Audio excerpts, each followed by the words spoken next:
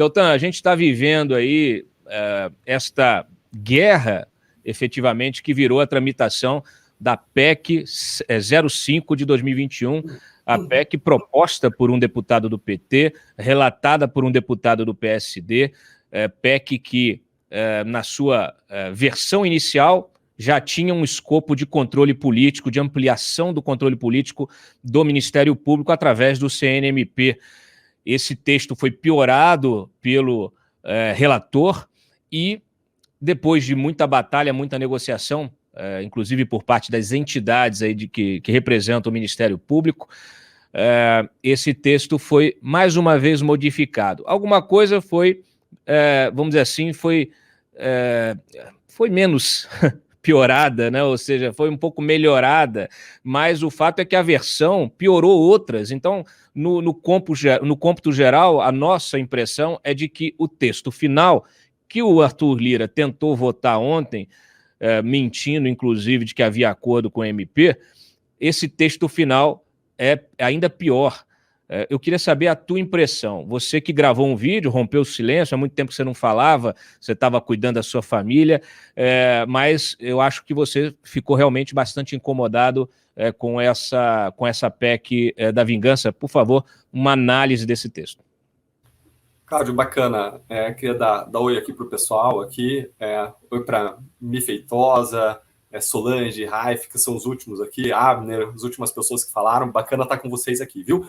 Eu vou falar um pouco dessa PEC e vamos esquecer um pouco o que ela foi, como ela estava ontem, anteontem, que ela era horrível, porque hoje ela continua horrível. Então vamos falar de como que ela está hoje, para não confundir o pessoal, o que tinha, o que tirou. O que hoje, contexto atual, melhorado, entre aspas, o que essa PEC representa? Essa PEC representa um aumento significativo de ingerência política no Conselho Nacional do Ministério Público, que é o órgão que pune promotores e procuradores que investigam e punem, inclusive, a corrupção política. Ou seja, você está dando um poder para políticos terem uma grande ingerência na punição dos promotores e procuradores que justamente investigam e punem os políticos. Então, o que essa PEC faz na prática é permitir a retaliação e a vingança. Isso não só no futuro. Algumas pessoas lá no parlamento estavam falando, essa é a PEC da vingança, e é a PEC da vingança, na minha leitura, e algumas pessoas do parlamento disseram, não é a PEC da vingança porque só vai valer para frente. Gente, não é verdade. Quando você muda a composição, o número de pessoas do conselho e quem escolhe, quem indica politicamente essas pessoas que vão para lá no conselho, colocando uma ingerência política grande nessa indicação, essas pessoas vão julgar, inclusive, o passado, inclusive os N casos que tramitam lá contra nós, contra os procuradores da Lava Jato do Rio de Janeiro, contra os procuradores da Lava Jato de Brasília e por aí vai. Então, existe um ambiente de reação e vejam que interessante, foi proposta a PEC para mudar o Conselho Nacional do Ministério Público e não para mudar o Conselho Nacional de Justiça. Qual é a razão para isso? E, na minha perspectiva, o que você tem de diferente? Você tem de diferente que o ex-juiz federal Sérgio Moro saiu já da Justiça e não pode ser punido mais pelo CNJ, mas os procuradores da Lava Jato, eles continuam no Ministério Público e podem ser punidos pelo Conselho Nacional do Ministério Público. Eu não vejo razão para você mudar o Conselho Nacional do Ministério Público, composição, etc., e não mudar de modo equivalente o Conselho Nacional de Justiça.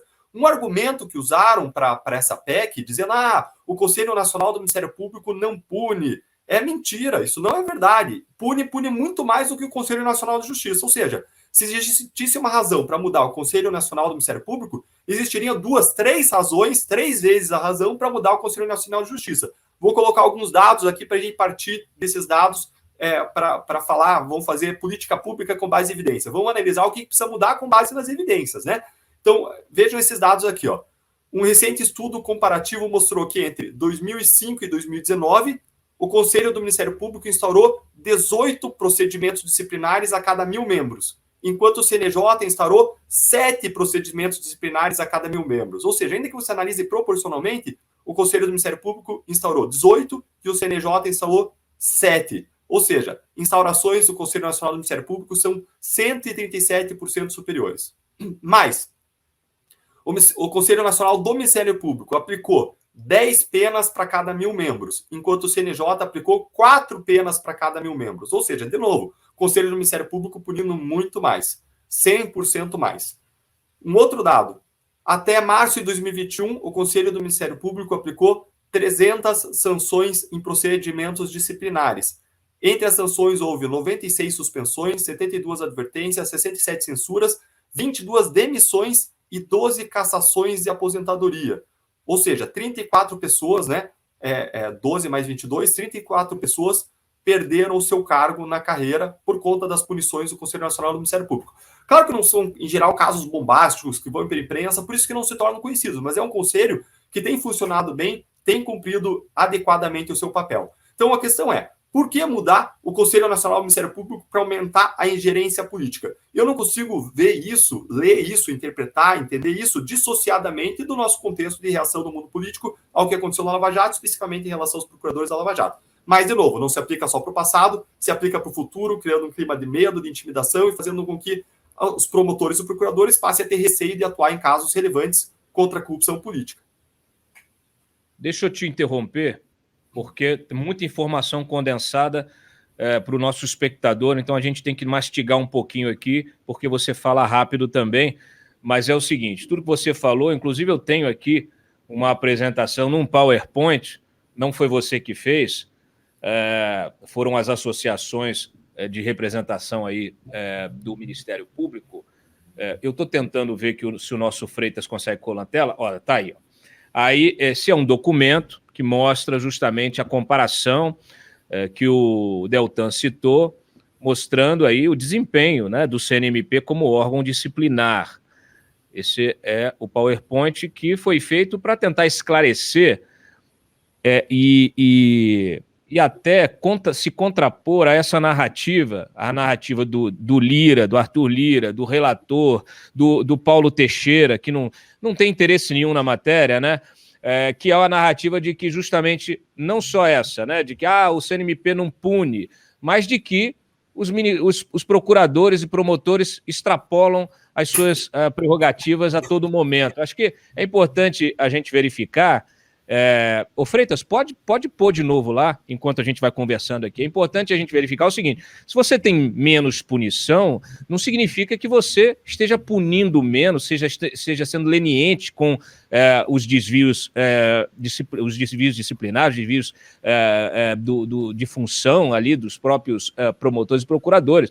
Você pode ter menos violações também, né? Então, assim, a prática do Ministério Público, se você não aponta, olha, foram cometidas as violações XYZ, a gente tem uma coisa que a gente conhece muito, e você muito melhor que todos nós, Deltan, que é quando você vai denunciar alguém por algum crime, você tem que fazer a individualização da conduta, você tem que dizer exatamente o que ele fez, mostrar concretamente o crime, e é o que esses deputados não estão fazendo. Então, alegar que vocês, como procuradores e promotores, estão exorbitando, estão abusando, estão violando os preceitos éticos da carreira, estão agindo politicamente. Quer dizer, tudo isso é uma narrativa falaciosa. Por quê? Porque se você não apresenta dados concretos, casos concretos, e aí eu publiquei mais cedo justamente que na justificativa dessa PEC você não tem nada, você tem 2 parágrafos genéricos que fazem essas acusações, mas você não tem estudo nenhum, você não tem documento nenhum que prove isso. Esse documento que eu estou apresentando para vocês aqui é um documento que as associações produziram, mas não há nada apensado a PEC 05 que justifique. É igual assim, a Damares um dia desse estava falando lá numa entrevista também. Nós vamos fazer, nós queremos fazer política, né, para evitar a violência contra a mulher na primeira infância, para crianças aí de 5 anos, 4 anos. Eu falei assim, cara, mas tudo bem, mas peraí, você está tirando isso da onde? Tirou da cachola? É um pouco isso que está acontecendo, Deltan?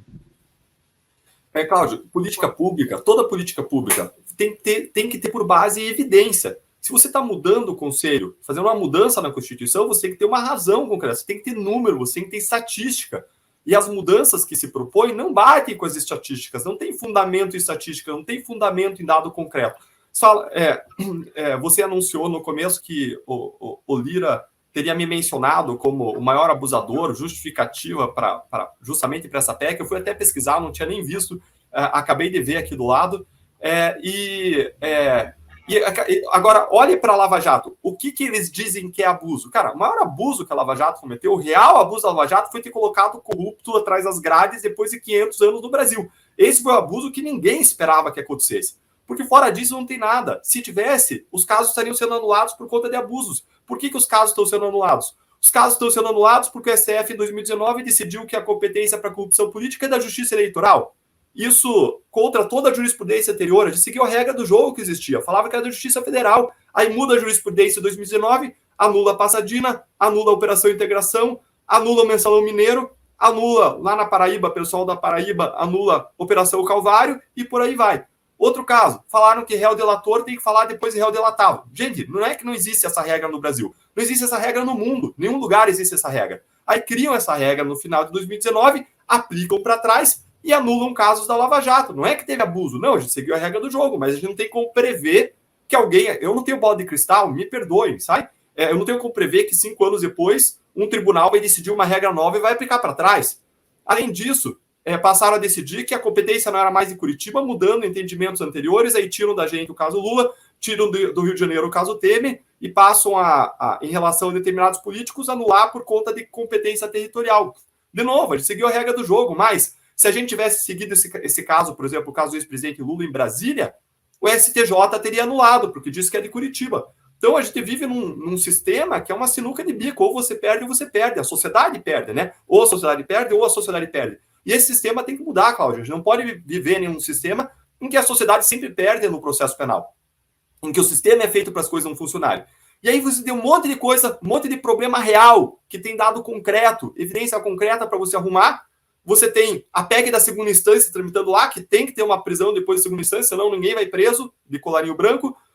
Tem lá a PEC do fim do foro privilegiado, que é um abuso foro privilegiado, no modo como existe no Brasil, mais de 55 mil pessoas, não tem paralelo no mundo isso, essa quebra de igualdade.